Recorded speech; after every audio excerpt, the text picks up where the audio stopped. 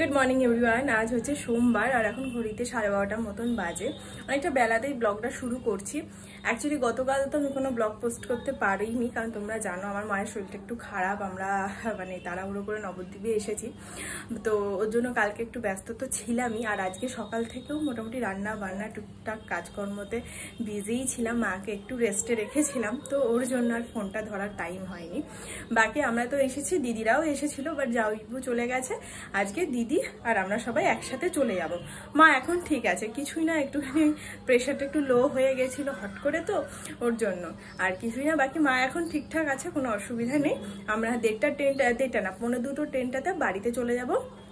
রান্না বান্না সবার স্নান সব কমপ্লিট হয়ে গেছে, আমিই বাকি আছি। স্নান করে খেয়ে দিয়ে বেরোবো, তাই ভাবলাম ব্লগটা এবার শুরু করে দিই।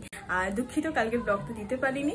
আর সত্যি কথা বলতে বাড়িতে কারো শরীর টরীর খারাপ থাকলে না, তখন আর এই সমস্ত করার তো মাথাতেই আসে না, তো ওর জন্য আর কি। বাকি আজ থেকে আবার ব্লগ কন্টিনিউ আসবে।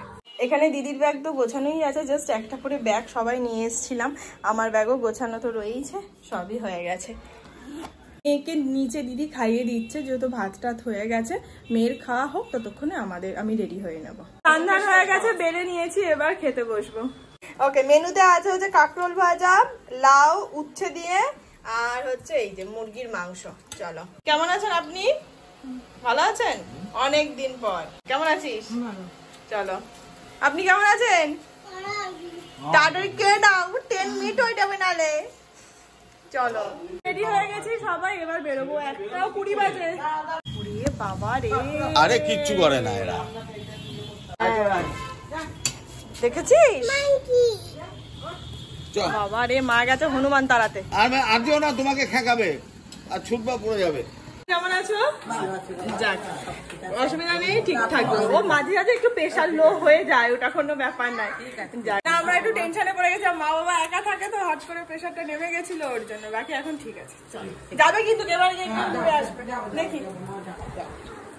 আসছি মা। নম করেছো? করো করো। বাবা আসছি। হ্যাঁ চলো, বাড়ি আমার টাটা, আমার পরে দেখা হবে। কি মন খারাপ লাগে নিজের বাড়িটাকে ছেড়ে যেতে। ভালো লাগলো। দাদার গায়ে হেলান দিয়ে সুন্দর করে বসে যাচ্ছে। আর কত ঢুকে বসে যাবে, দাদা বোঝে না, তাই না বল? দাদা বোঝে না, মাথায় লেগেছে রে।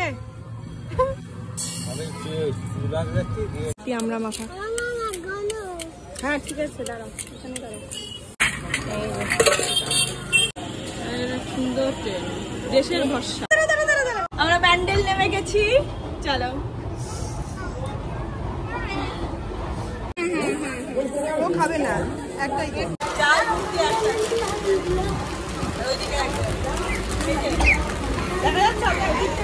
দেখি। আমরা এখন খাবো, কি খাবো দেখি। এটা হচ্ছে ক্রিম রোল, লিটল হার্ট। আর কি আছে? চিপসটা কই? চিপস ব্যাগে। ওরে বাবা, বাড়ি বাড়ি বাড়ি বাড়ি চলে এসছো বাড়ি। Back to pavilion. গোড়াবাজারের মধ্যেখান দিয়ে যেতে খুব ভালোই লাগে। কে দেবে তোমাকে আইসক্রিমটা?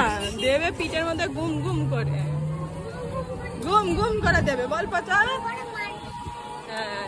বাড়ি এসে গেছি, ফ্রেশ হয়ে গেছি, ঘর ঝাড় দিয়ে দিয়েছে, সন্ধে দেওয়া, ঘর ধরে একটু পরিষ্কার করে নেওয়া, সবই কমপ্লিট। আর সবচেয়ে বড় কাজ করেছি, গাছগুলো জল দিয়েছি। গাছগুলো একটু ঘাড়ে ভেঙে গেছিলো।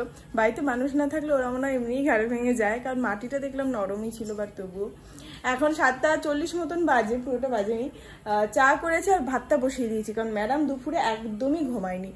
আগে কি হতো, ট্রেনে বাসে উঠলে যখন একটু ছোট ছিল ঘুমিয়ে যেত, বাট এখন না, একদম নয়, একদম রাতে ঘুমাবে। এই যে চা নিয়ে নিয়েছি, র চা বিস্কুট, আর আমাকে একটু ছাতু খাইয়ে দিয়েছি। বিস্কুট খাচ্ছো তুমি? ওকে। এই যে এইদিকে ভাতও বসিয়ে দিয়েছি, যা হয় প্লেন সেদ্ধ ভাত আর আলু ভাতে। কোথাও থেকে ঘুরে আসলে তো এটাই রান্না, স্বাভাবিক ব্যাপার। তো খেয়ে নেবো, মেয়েকে খাইয়ে দিয়েছি, এখন 10টা 15 বাজে, তাও অনেকটা লেট হয়ে গেল। অ্যাকচুয়ালি ও না আজকে দুপুরবেলাতে বিন্দু মাত্র ঘুমায়নি, একটা ফোঁটা পর্যন্ত ঘুমায়নি, আবার সকালবেলাতে উঠে তো অনেকটা তাড়াতাড়িতে যা হয়। এবার ওর অবস্থাটা কি, মানে এখন কন্টিনিউ কার্টুন দেখছে, আমরা শুলে তবেই ও শোবে, একা একা তো শোয় না, চোখের পাতা টাতাগুলো ফুলে গেছে, মানে ঘুমের চক করে তাকাতে পারছে না এমন অবস্থা, আবার তবুও কার্টুন দেখে যাচ্ছে। তো কাল যদি ও সকালবেলাতে উঠতে পারে তবে আমি ওকে কাল স্কুলে পাঠাবো, আর যদি না পারে একদম টানা ঘুমায় তাহলে কাল আমার ওকে স্কুলে পাঠানোর ইচ্ছে নেই। এখন দেখা যাক। বাকি চলো আজকে ব্লগটা এখানে শেষ করছি, দেখা হচ্ছে নেক্সট ব্লগে। তখন সবাই খুব ভালো থেকো, সুস্থ থেকো, আর অবশ্যই সাবধানে থেকো। Tata and good night, by.